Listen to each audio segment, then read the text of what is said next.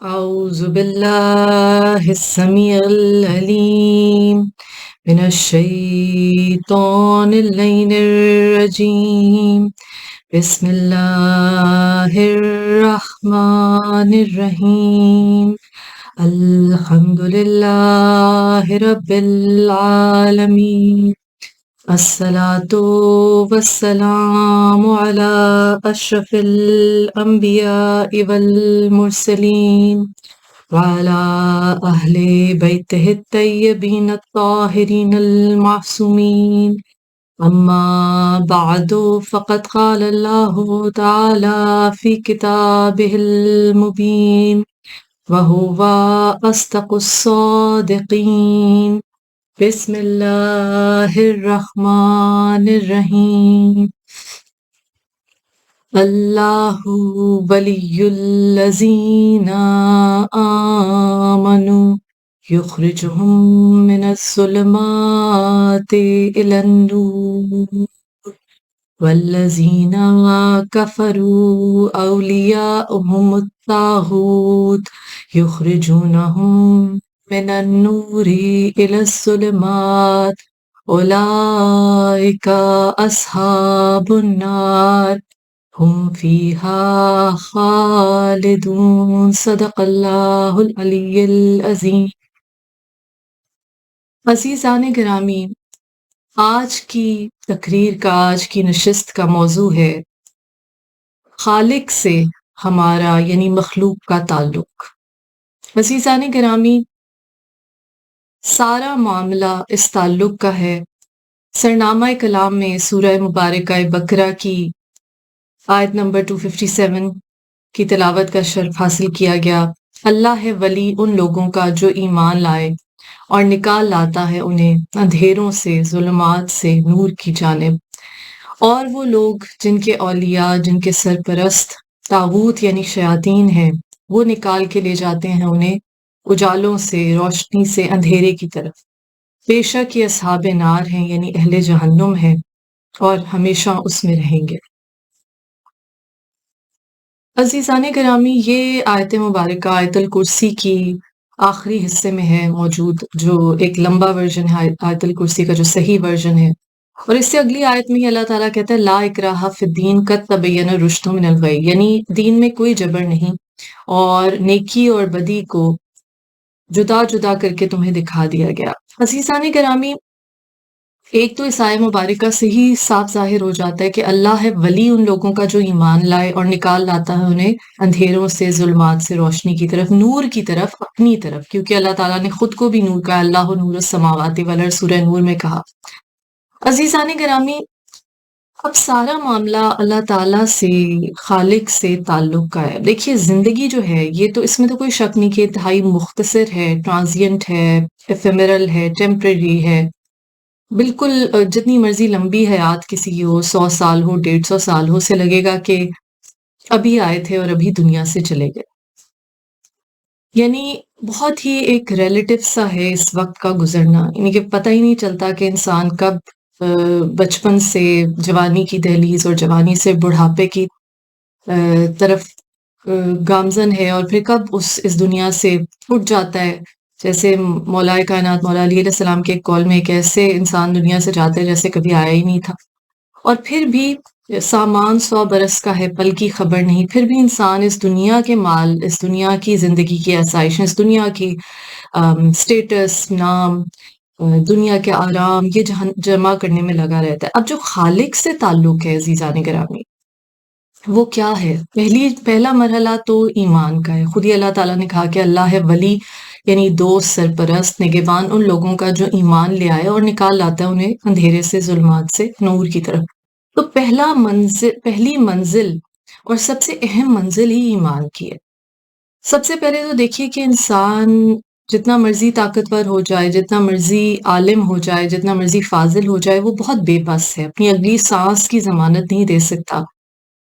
بہت سی چیزیں انسان کے اختیار سے باہر ہیں، کہاں پیدا ہوگا، کب پیدا ہوگا، موت کب آئے گی، جتنا مرضی صحت مند ہو، یہ چیزیں اللہ تعالیٰ کے اختیار میں۔ اب ہم یہ باتیں زبان سے کہہ دینا لا الہ الا اللہ ایک بات ہے، لیکن دل سے اس پہ ایمان لانا ایک اور معاملہ ہے۔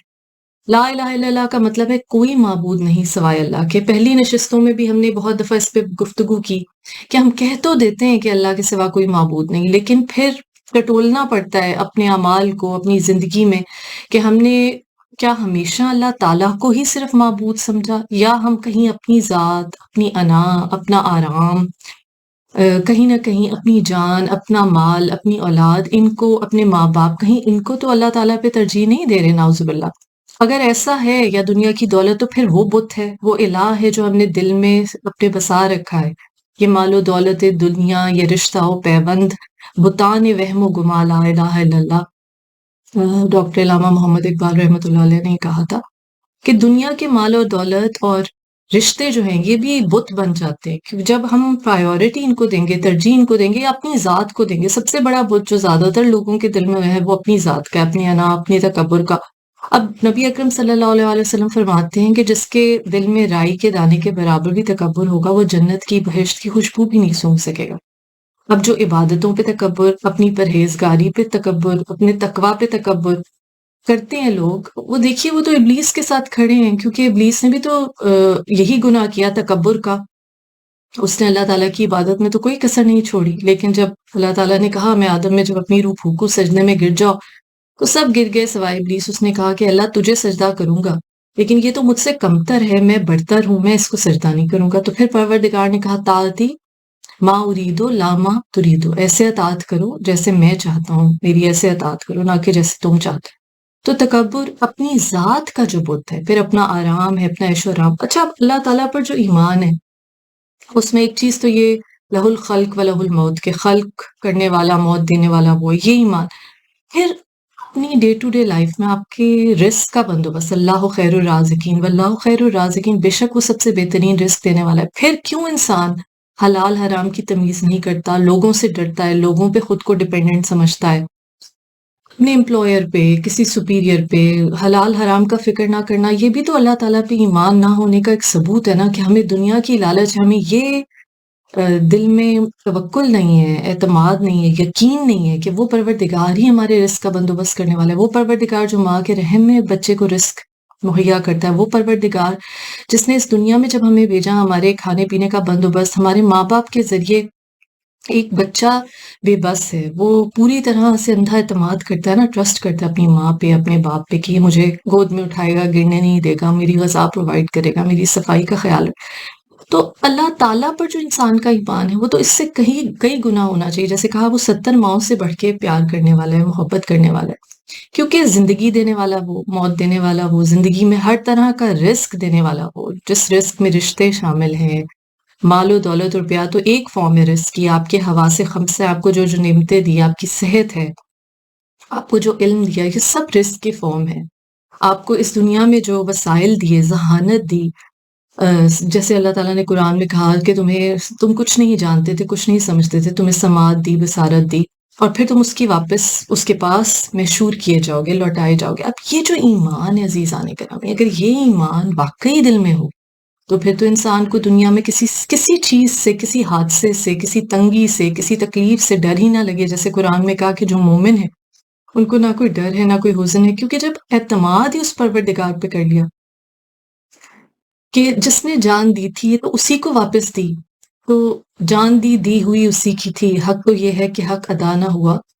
تو جب اس پروردگار کا ہی دیا ہوا سب کچھ ہے، تو پھر ہم کیوں اپنی زندگیوں میں اس کو اپنی سپریم پرائیورٹی، اتھارٹی کیوں نہیں سمجھتے؟ کہیں نہ کہیں ایمان کی کمزوری ہے جو انسان کا اللہ سے تعلق جڑنے نہیں دیتی. اب وہ پروردگار کہتا ہے میں تمہاری شہرک سے زیادہ قریب تر ہوں. مومن کے دل میں اس پروردگار کا گھر بن جاتا ہے اگر انسان اپنے دل سے جھوٹ کو نکال دے، لالچ کو نکال دے، تکبر کو نکال دے، کفر کو نکال. کفر کیا ہے؟ کفران نعمت. اور ہم جسے کہتے ہیں کفر، اس کی 3 بنیادیں ہیں. ہمارے چھٹے امام جعفر صادق علیہ السلام نے فرمایا کفر ایمان کی ضد سمجھا جاتا ہے نا، اور قرآن میں جہاں بھی ایمان کا ذکر آیا تو پھر کفران نعمت کا یہاں بھی یہی ذکر کیا کہ جن لوگوں نے کفر کیا، والذین کفروا اولیاءہم الطاغوت، والذین کفروا اولیاءہم الطاغوت، جنہوں نے کفر کیا ان کے اولیاء، ان کے دوست، ان کے سرپرست طاغوت یعنی شیاطین ہیں، اور انہیں اجالوں سے، روشنی سے اندھیرے کی طرف لے جائیں گے. اب عزیزان گرامی، یہ جاننا بہت ضروری ہے کہ کفر کیا ہے۔ چھٹے امام جعفر صادق علیہ السلام فرماتے ہیں اللہم صلی علی محمد وآل محمد، کفر کی 3 بنیادیں ہیں: تکبر، لالچ، حسد۔ اب اللہ تعالیٰ سے جو تعلق قائم کرنا ہے، اس میں تو توکل ہے پروردگار پہ۔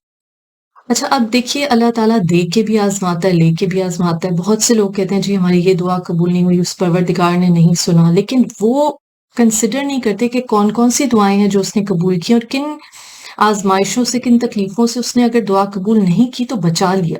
جیسے ایک قول ہے مولا کائنات مولا علی علیہ السلام کا کہ اگر تمہاری دعا قبول ہو جائے تو شکر کرو، اگر قبول نہ ہو تو اس سے زیادہ شکر کرو کہ اللہ تعالیٰ تم سے بہتر تمہارے معاملات کو جانتا ہے۔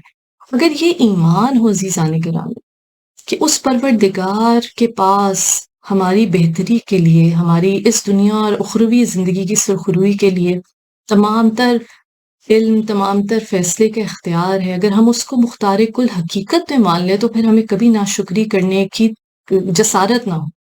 جس طرح اہل بیت علیہ السلام کی زندگیوں سے ہمیں یہی سبق ملتا ہے، کربلا کی درسگاہ سے یہ سبق ملتا ہے۔ بی بی زینب عالیہ علیہ السلام جو ام المصائب میں، جب بی بی آتی ہیں کربلا و کوفہ و شام کے بازاروں اور درباروں سے، اور کربلا کی صعوبتوں کے بعد اور سفر کے بعد، تو بی بی سے پوچھا جاتا ہے آپ نے وہاں کیا دیکھا؟ تو کہا میں نے خدا کی خوبصورتی کے سوا کچھ نہیں دیکھا۔ جب امام سید سجاد زین العابدین علیہ السلام جن کی آزمائش ہر امام سے زیادہ بڑی ہے، کہ شہادت کی منزلت تو ہر امام نے حاصل کی، منزل حاصل کی، لیکن بیبیوں کا، اہل حرم کا، آقا زادیوں کا، نبی زادیوں کا یوں بے پردہ درباروں بازاروں میں پھرایا جانا، سر ننگے ہیں، سر برہنہ ہیں، ہاتھ بندھے ہیں رسیوں میں، بیبیوں کے گلے بندھے ہیں، پھر نیزوں پہ شہیدوں کے سر ہیں، 7 قاتل سفر کر رہے ہیں، بھائی اور باپ کے قاتل۔ اس امام کے شکر کا مقام دیکھیے کہ امام سید سجاد زین العابدین علیہ السلام کہتے ہیں پروردگار میں تیرا شکر کیوں کر ادا کروں کہ تیرا شکر ادا کرنے سے ایک اور شکر مجھ پہ واجب ہو جاتا ہے۔ تو جب ہم کربلا کی درسگاہ سے سبق حاصل کرتے ہیں تو ہمیں پتہ چلتا ہے کہ شکر گزاری اصل میں ہے کیا۔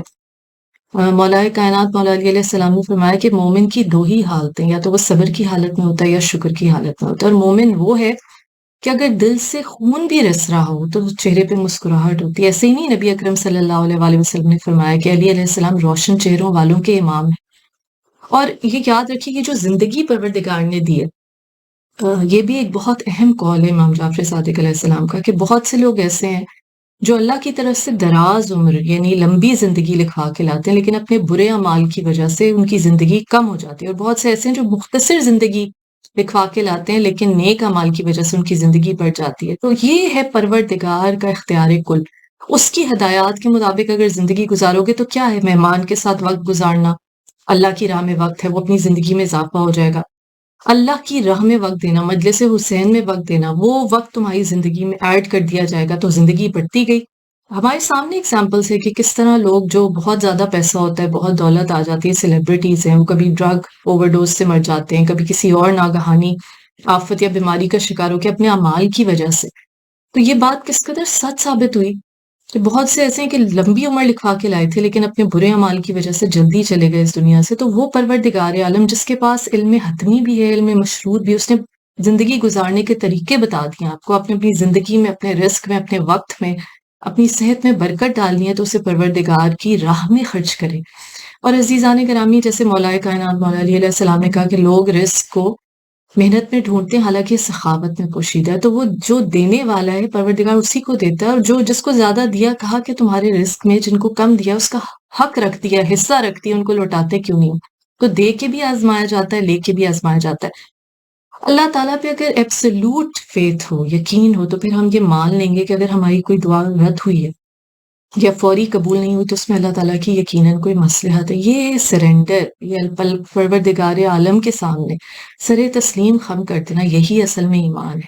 یہ سمجھنا کہ شاید ہم کوئی ایسا طریقہ اختیار کر لیں، کوئی ایسا گرے ایریا ڈھونڈ لیں جہاں اللہ تعالیٰ نے کہہ دیا قد تبین الرشد من الغی، نیکی اور بدی کو جدا جدا کر دیا، ٹھیک ہے، اب تمہارے پاس اختیار ہے، فری ول دیے کہ تم نے کیا چوز کرنا ہے، تو خود چوز کرنا ہے، خود اختیار کرنا ہے پروردگار عالم کی خوشنودی کے لیے اپنے ہر عمل کو، اپنی ہر دوستی، ہر دشمنی، اپنی ہر محبت، اپنی ہر نفرت تو کرنی ہی نہیں چاہیے۔ مومن کے دل کو پاک و پاکیزہ ہونا چاہیے۔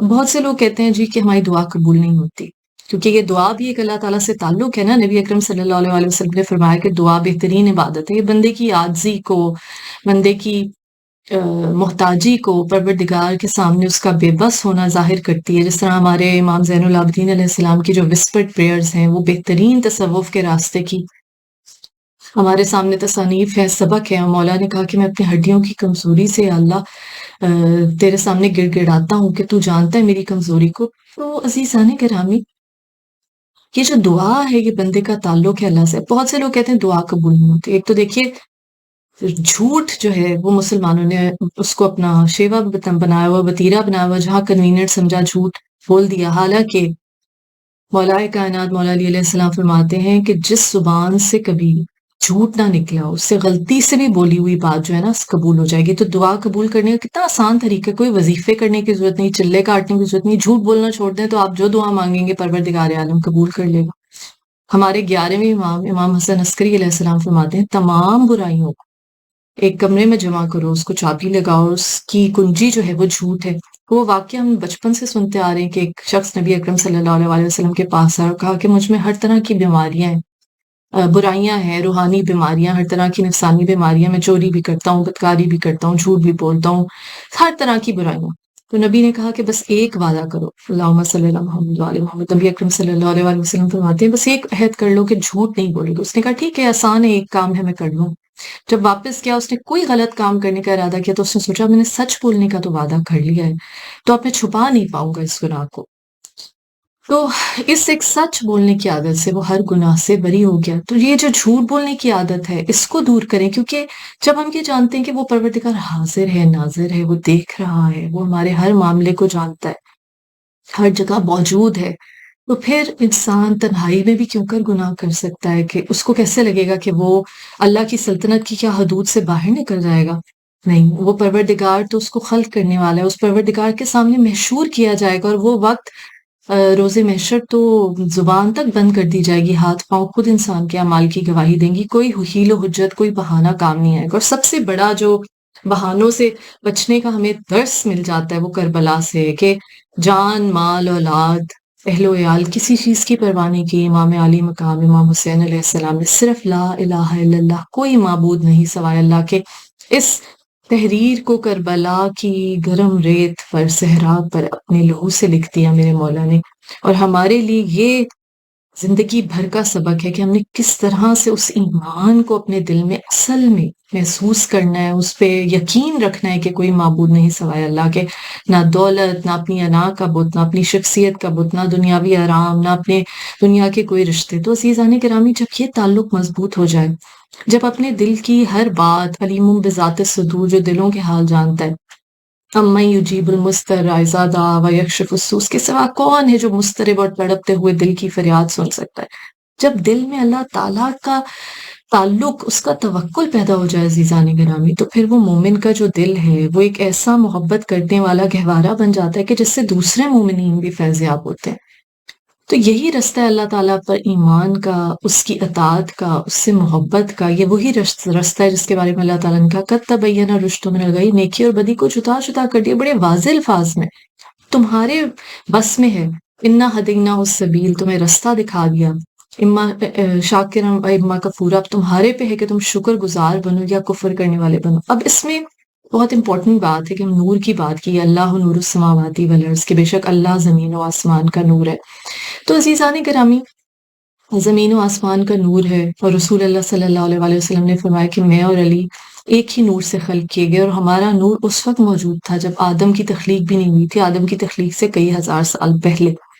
اب اللہ تعالیٰ نے سورہ نور میں بھی کہا، نور پہ نور کی جوت پڑی۔ ہم یہ جو ولایت مولا کائنات مولا علی علیہ السلام کی بات کرتے ہیں، اور اللہ تعالیٰ نے خود کہا جب ولایت کا اعلان ہو گیا، رسول اللہ صلی اللہ علیہ وآلہ وسلم نے فرمایا من کنت مولا فہذا علی مولا، جس جس کا میں مولا اس کے علی مولا۔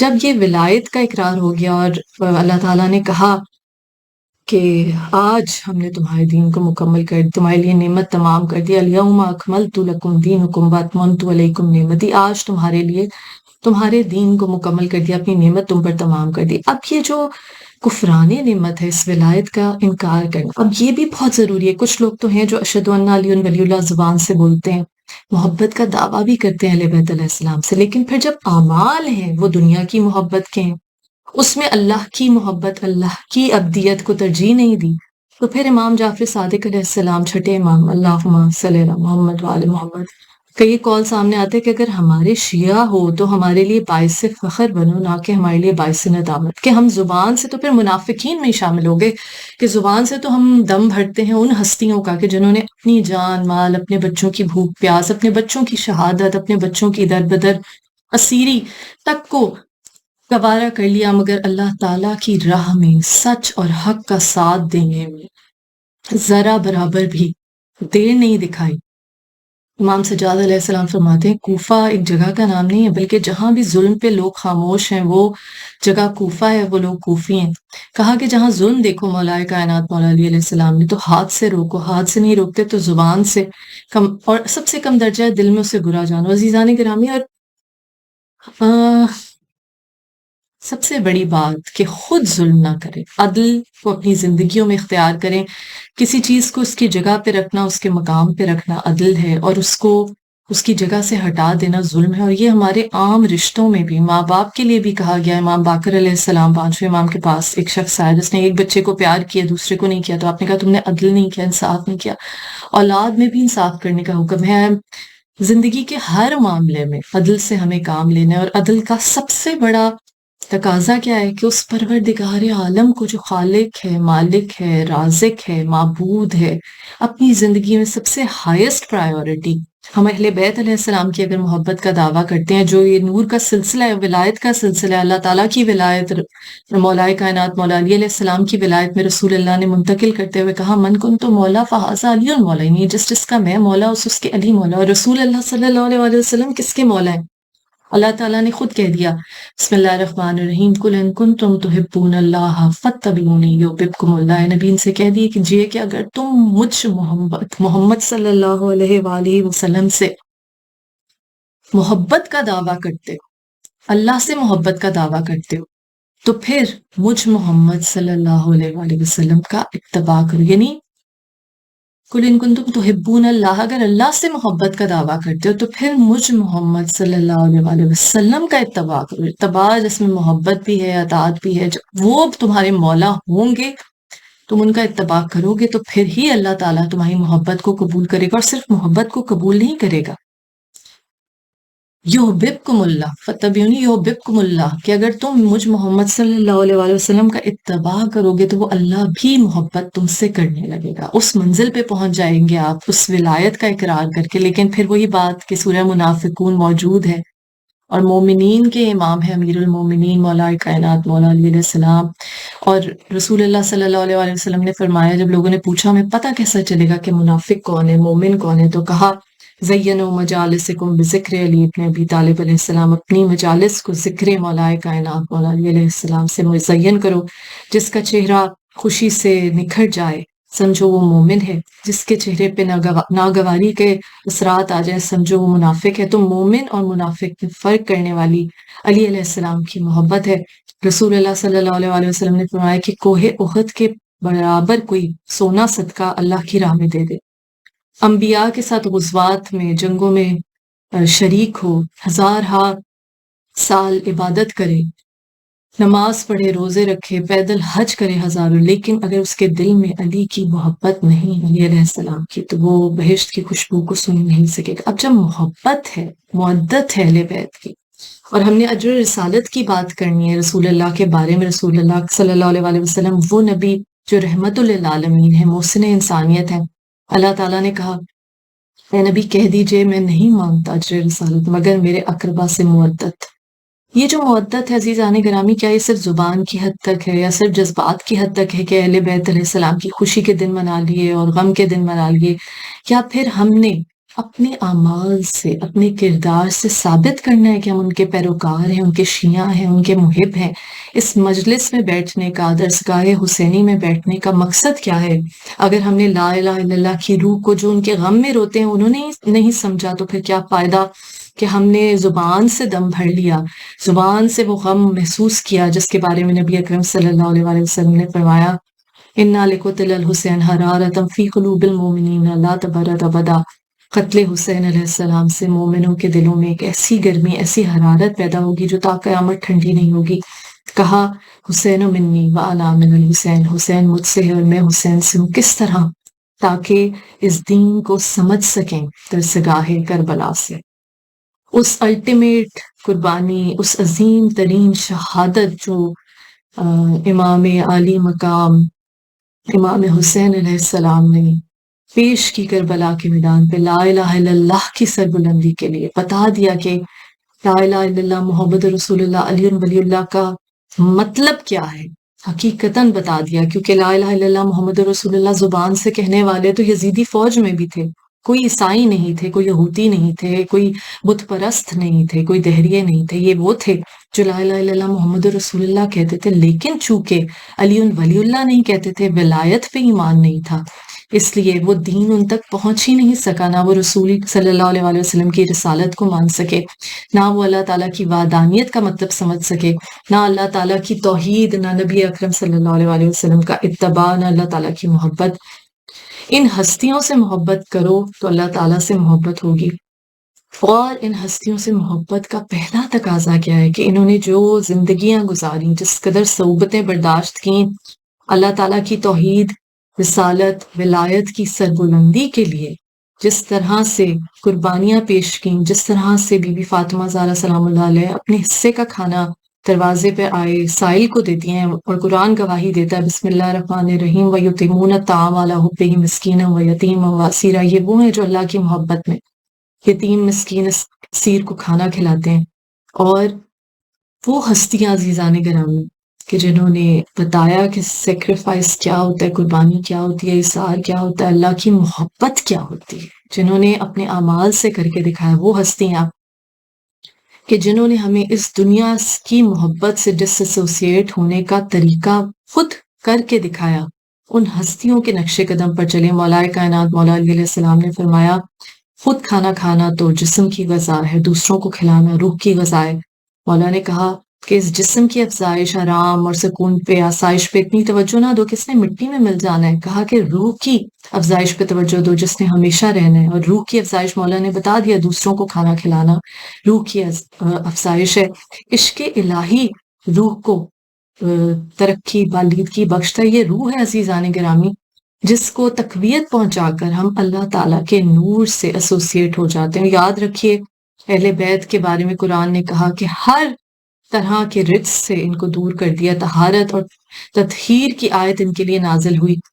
تو جب تک ہم اپنے دل کو پاک صاف نہیں کریں گے، جس میں بغض، کینہ، حسد، لالچ، تکبر، ان علائشوں کو دل سے نہیں نکالیں گے، تو ہم کیوں کر اہل بیت علیہ السلام کی محبت کو اس دل میں جگہ دے سکتے ہیں؟ اور دل کو صاف رکھنے میں یہ بھی ضروری ہے کہ آپ بدگمانی نہ رکھیں، اپنے مومن بہن بھائیوں جو رشتے آپ کو اللہ نے دی ان کا بھی شکر ادا کریں۔ کہا کہ دل میں اگر کسی مومن کے لیے شکر گزار، کسی دوسرے انسان کے لیے شکر گزار نہیں ہو سکتے تو پھر اللہ کا شکر کیسے ادا کرو گے؟ ہر دوستی، ہر دشمنی، ہر محبت، ہر رشتے کو اللہ تعالیٰ کی امانت سمجھ کے اگر نبھائیں گے اور یہ سوچیں گے کہ آپ کا جو عمل ہے وہ اللہ تعالیٰ کی خوشنودی کے لیے ہے، تو انما الاعمال بالنیات، اللہ تعالیٰ یقیناً آپ کے ہر کام میں برکت ڈالے گا۔ بہت آسان ہے یہ دین، لا اکراہ فی الدین، اس دین میں کوئی جبر نہیں۔ بی بی فاطمہ زہرا سلام اللہ علیہ فرماتی ہیں کہ جب ایک ماں بچے کی تربیت، پرورش، اس کے خیال رکھنے میں مصروف ہوتی ہے تو وہ پروردگار اللہ تعالیٰ سے قریب تر ہوتی ہے۔ تو اللہ سے تعلق بنانا دیکھیں کتنا آسان ہے۔ کہا کہ رزق حلال کمانے سے وہ گناہ بھی دھل جاتے ہیں جو نماز، روزے اور باقی باتوں سے نہیں دھلتے، نہیں کہ عام تم اپنے لیے رزق کما رہے ہو، اپنی اولاد کے لیے کما رہے ہو، اور جن غریبوں کا حصہ رکھا ہے انہیں دے رہے ہو، تو تمہارے رزق حلال کمانا بھی بہترین عبادت ہے، اس قدر عبادت ہے عزیزان گرامی۔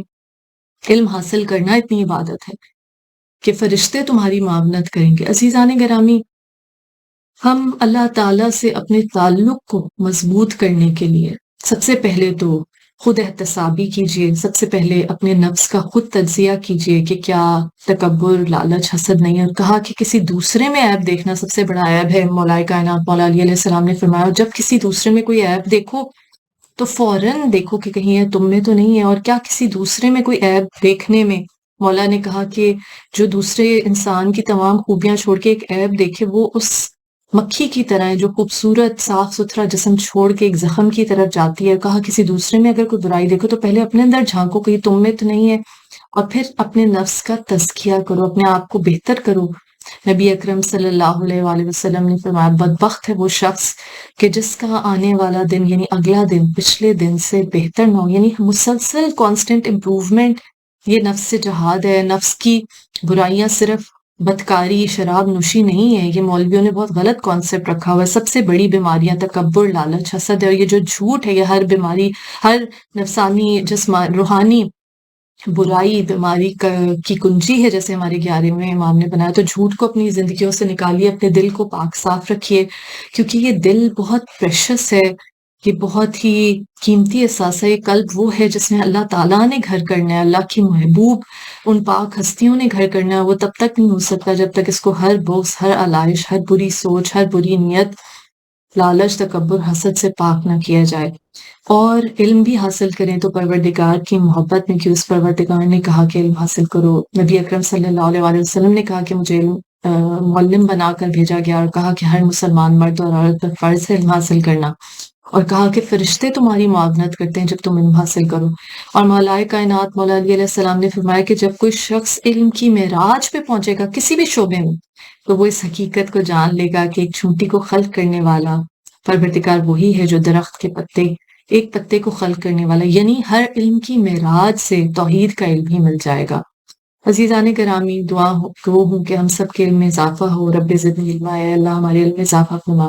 یا اللہ ہمیں توفیق عطا فرما کہ ہم اس مختصر سی زندگی میں جو امتحان ہے، نبی اکرم صلی اللہ علیہ وآلہ وسلم نے فرمایا کہ دنیا اور آخرت کی زندگی کا موازنہ ایسا ہے جیسے سمندر اور قطرہ۔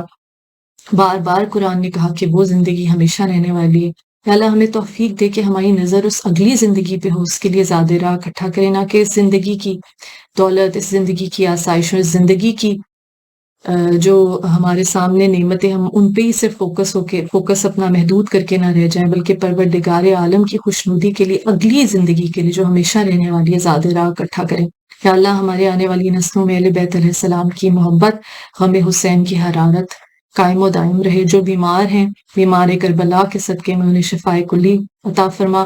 یا اللہ امت مسلمہ پہ رحم کر، ولایت مولا کائنات مولا علی علیہ السلام کی نعمت سے سرفراز ہونے کی توفیق، جو مانتے ہیں ان کو صحیح معنوں میں اس نعمت کو کا شکر کرنے کی توفیق عطا فرما، اور جو نہیں مانتے ان کے دلوں کو کھول دے محمد مصطفیٰ صلی اللہ علیہ وآلہ وسلم کی محبت مودت کے صدقے میں۔ یا اللہ جو بے گناہ قید ہیں، بی بی سکینہ علیہ السلام کی زندان کی قید کا واسطہ، انہیں جلد از جلد رہائی عطا فرما۔ یا اللہ ہمیں کوئی غم نہ دے سوائے غم حسین، شبیر کا غم بانٹ رہا ہے تو ادھر دے۔ لعنت اللہ علی قوم الظالمین۔ اللہم صلی علی محمد وآل محمد وآل